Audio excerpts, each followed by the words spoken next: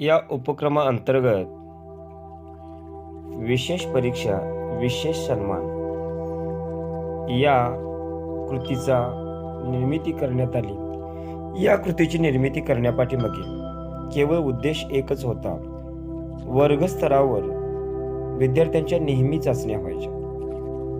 दररोज चाचणी होत असल्यामुळे एक कंटाळवाणा अथवा पठारावस्था येण्याची शक्यता असते।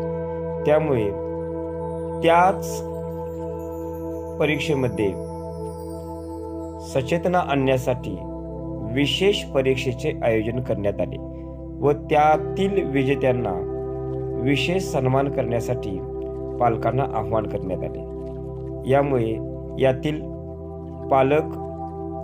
इच्छुक पालकांनी यामध्ये चांगल्याच प्रकारचा प्रतिसाद नोंदवला।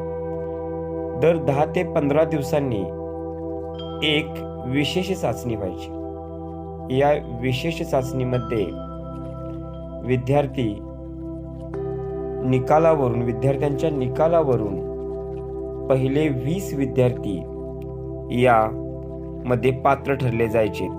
कधी कधी 25 विद्यार्थी पात्र ठरले जायचे। त्या विद्यार्थ्यांना पालकांच्याकडून यथोचित बक्षीस देण्यात येत होते। त्यामुळे विद्यार्थ्यांचा आत्मविश्वास वाढीस लागत होता। काही पालकांनी तर पहिले 25 विद्यार्थ्यांना बक्षीस तर दिलेच, तर उर्वरित विद्यार्थ्यांना देखील भेटवस्तू दिली। यामध्ये पालकांचा विद्यार्थ्यांचा आत्मविश्वास वाढवण्यासाठी केलेला प्रयत्न खूपच महत्त्वाचा ठरला।